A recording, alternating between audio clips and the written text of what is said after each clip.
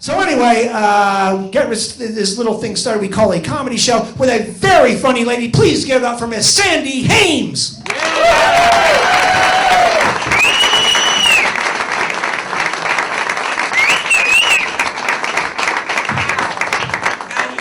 Great group. You all getting hammered right now? Oh, yeah. You know, what is up with these glasses of wine? I mean, I have shot glasses that are bigger than these, you know? So, yeah, my name is Sandy Hames, and just in case there's any talent scouts out there, Hames is spelled with an M as in Mary, not in as the brand of underwear, you know? So, you know, it's such a simple name, you know, and it's always spelled or mispronounced different ways, from hams to hummus. And, you know, I've had 3 last names. You know, my maiden name was Weimar. And I always hated the first day of school because the teachers always pronounced it Weimar. So, you know, as a young, you know, first grader, it's really hard to correct your teacher, you know, and tell her that the EI is pronounced as a Y, you know, especially when they're the English teacher. So, you know, I started my career in detention, you know, at a very early age. And then the first time I got married, my last name turned to Armour. So now my friends are calling me Weimar Armour. Like the breed of dog, yeah. Not to mention about all the hot dog jokes. So until now, it's often misspelled as a brand of underwear, you know. So I went from a breed of dog to a brand of hot dogs to a garment that holds in a wiener. I mean, so, oh, Dr. Fauché? Oh my God, I didn't know you were coming. Yeah, he's probably going, oh, there's my mild-mannered bookkeeper. Surprise!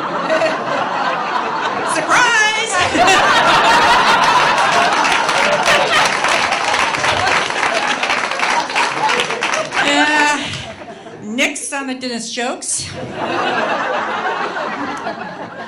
So, bought a new car. Yeah, we bought a Highlander. God, I just love the first year of having a new car. You get all year worth of free checkups. So last week I took it in and I got an oil change. I rotated the tires, got a colonoscopy, you know, got the whole undercarriage taken care of, right? So the tech comes out and he says, Miss Hamas, you know, everything looks fine. You know, we've changed your oil and rotated the tires and looked for any clogs, and everything's clear. But I want to know how you drive your car, because the brakes haven't, you know, they don't have much wear and tear on them. So I go, you know, I really think brakes are kind of highly overrated. Personally, I think they should check my accelerator, you know, for wear and tear. I mean, it gets more usage. I mean, the first car I learned how to drive in didn't have brakes. You know, the carnival bumper cars? Yeah. You remember those, huh? You drive around and boom, you know. And you always had to throw your weight into it to get the maximum ramming power. Like back then when I was 80 pounds, I could move a 500-pound vehicle. Yeah, I'd be deadly now.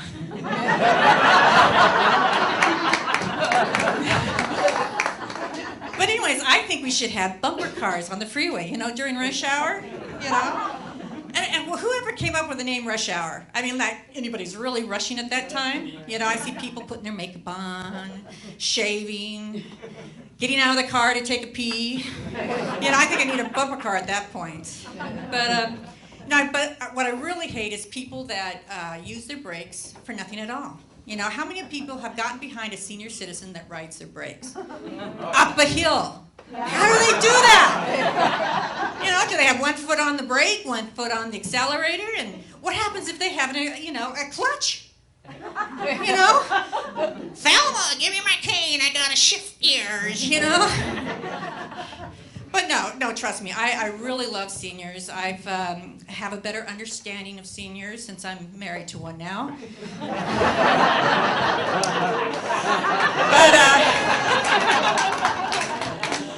the other one that's really bad are the student drivers. You know, they brake for nothing at all. You know, the other day I was behind a student driver and we stopped at a red light, which is a good thing, you know. That was correct. And then he turns on his blinker to turn right, and that was good. But then he just sat there. There's no cars coming. And, I'm getting a little pissed because I'm like, And then I see some guy in the corner putting up vote for Trump signs. And then I'm getting really pissed. So I honk the horn.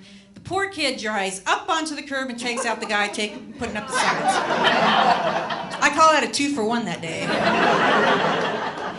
But you must have seen the commercials, where the new cars have the auto braking, where they brake for you. I think they should create a system that's the reverse, that the car does not brake when you don't have nothing in front of you.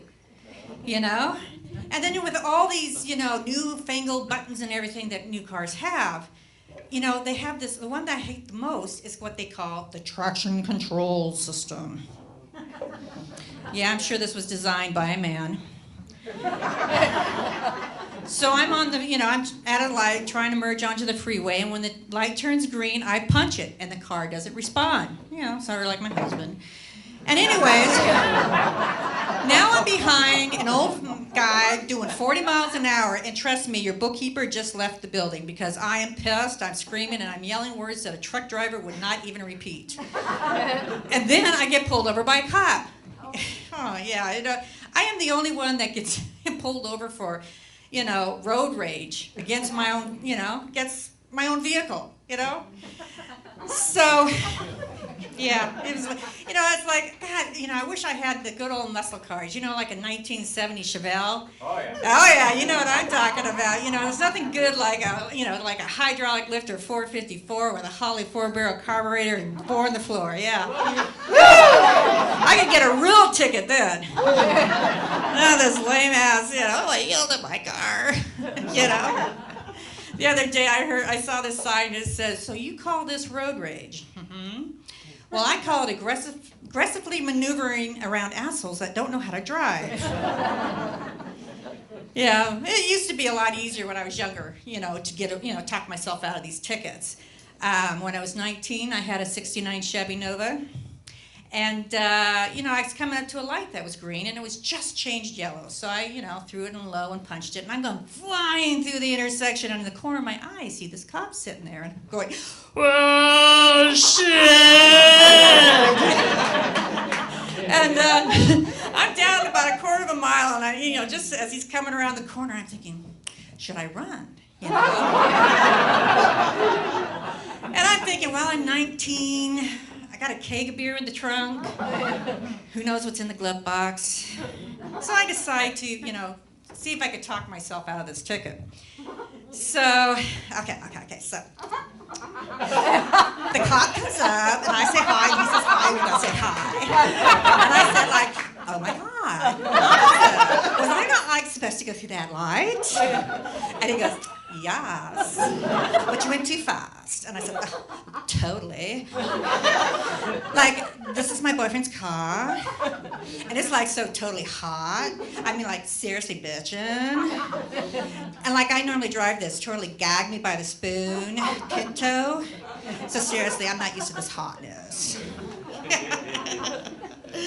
Oh my God. It took me 30 years to get rid of that, and it came back in 30 seconds.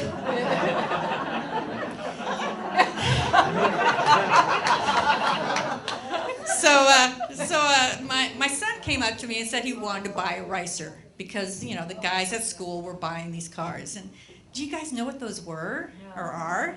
And neither did I. I thought maybe the guys at school were learning how to cook. What they are is that they're usually a small Japanese car, and they dress them up with stickers and put spoilers on them, and then slap a fart can on them. Yeah, that is an industry term. And then, I'm looking at it and I'm going, oh my God, is this thing powered by hamsters? So I can imagine going to check up your free year of checkups, and it would probably go like this. And he goes, yeah, I went in and I had my Kool-Aid topped off, my tires reattached, and I got a year's supply of hamster food. Thank you, everybody. That's my stick.